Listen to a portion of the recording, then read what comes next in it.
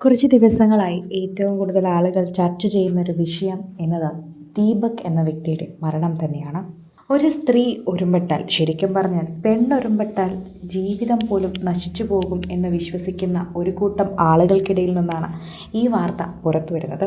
ഇപ്പോഴിതാ ആ ദീപക് മരിച്ചതിൻ്റെ തൊട്ട് പിന്നാലെയുള്ള ദിവസം തന്നെ അദ്ദേഹത്തിൻ്റെ പിറന്നാളായിരുന്നു.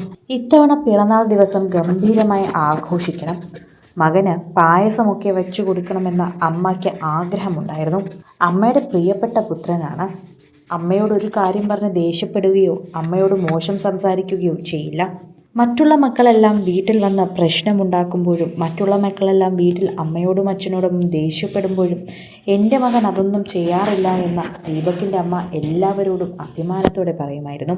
എൻ്റെ മകൻ എന്നോട് മോശമായുള്ള രീതിയിൽ ഒന്നും സംസാരിക്കില്ല, അവന് ഞാൻ വിഷമിച്ചാൽ പോലും അത് സഹിക്കാനാകില്ല, അങ്ങനൊരു വ്യക്തിയാണ് അവൻ എങ്ങനെയാണ് ഇങ്ങനെ ചെയ്യുക, ഒരിക്കലും അവനത് ചെയ്യാൻ സാധിക്കില്ല എന്ന് ദീപകിൻ്റെ അമ്മ വീണ്ടും വീണ്ടും എടുത്തു പറയുന്നുണ്ട്. പ്രേക്ഷകരെല്ലാവരും ഇപ്പോൾ അദ്ദേഹത്തിൻ്റെ പിറന്നാളായിരുന്നു എന്നറിഞ്ഞപ്പോൾ കൂടുതലും ഞെട്ടുകയാണ് എന്ന് പറയുന്നു. എൻ്റെ കുട്ടിക്ക് താങ്ങാൻ പറ്റില്ല, അത്രയേറെ വിഷമമുണ്ടായിരുന്നു. ഈ വയസ്സ് വരെ എൻ്റെ കുട്ടി ഒരു ചീത്തപ്പേര് പറയിപ്പിച്ചിട്ടില്ല, അങ്ങനൊരു മകനായിരുന്നു അത്. സങ്കടം അണപൊട്ടി ഒഴുകുകയാണ്. ഭക്ഷണം പോലും കഴിക്കാതെയാണ് ദീപക് ആ രാത്രി ചേതനറ്റ ശരീരമായി മാറിയത്. ആ അമ്മ എങ്ങനെ സഹിക്കും? പിറന്നാൾ ദിവസം തന്നെയാണത് സംഭവിച്ചത്. പയ്യന്നൂരിലെ ബസ്സിൽ ലൈംഗികാതിക്രമം നടത്തിയെന്നാരോപിച്ച യുവതി സമൂഹ മാധ്യമത്തിൽ വീഡിയോ പങ്കുവച്ചതിനെ തുടർന്ന് ജീവനൊടുക്കിയ ദീപകിൻ്റെ വീട്ടിൽ ഇന്നലെയും നെഞ്ചുലയ്ക്കുന്ന സങ്കടം തളം കെട്ടി നിന്നു.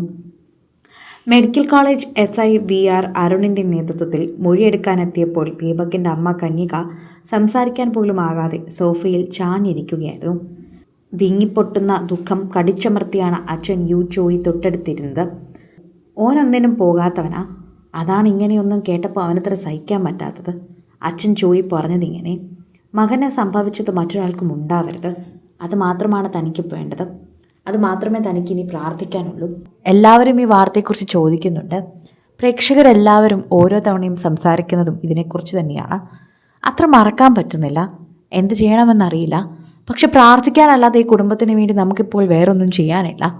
ഇതിന് കുറ്റവാളി ആരാണോ, കുറ്റക്കാരൻ ആരാണോ, അവർ നിയമത്തിൻ്റെ മുന്നിൽ വരണം. അത് മാത്രമാണ് ഇപ്പോൾ പ്രാർത്ഥിക്കാനാകുന്നത്. എന്നാൽ പിറന്നാൾ ദിവസം തന്നെ ഒരു മനുഷ്യൻ ഇങ്ങനൊരു മരണം സംഭവിക്കുക എന്നത് വളരെയധികം തന്നെ യാദൃച്ഛികമായ ഒന്നല്ല, മറിച്ച് എല്ലാവരെയും വേദനിപ്പിക്കുന്ന ഒന്നാണെന്ന് പറഞ്ഞേ മതിയാകൂ. അത്രമാത്രമാണ് ഈ ഒരു വിഷയത്തെപ്പറ്റി എല്ലാവരും മുൻപോട്ട് കാണുന്നത്. എല്ലാവർക്കും വിഷമം മാത്രമാണ്. എന്നാൽ എങ്ങനെ പ്രതികരിക്കണമെന്നറിയില്ല, സമൂഹത്തിൽ ഇതെങ്ങനെ എത്തിച്ചേരുമെന്നറിയില്ല. സിനിമ, ഫാഷൻ, ലൈഫ് സ്റ്റൈൽ വാർത്തകൾക്കായി മലയാളി ലൈഫ് സബ്സ്ക്രൈബ് ചെയ്യൂ. ലേറ്റസ്റ്റ് അപ്ഡേറ്റ്സിനായി ബെൽ ബട്ടണും അമർത്തുക.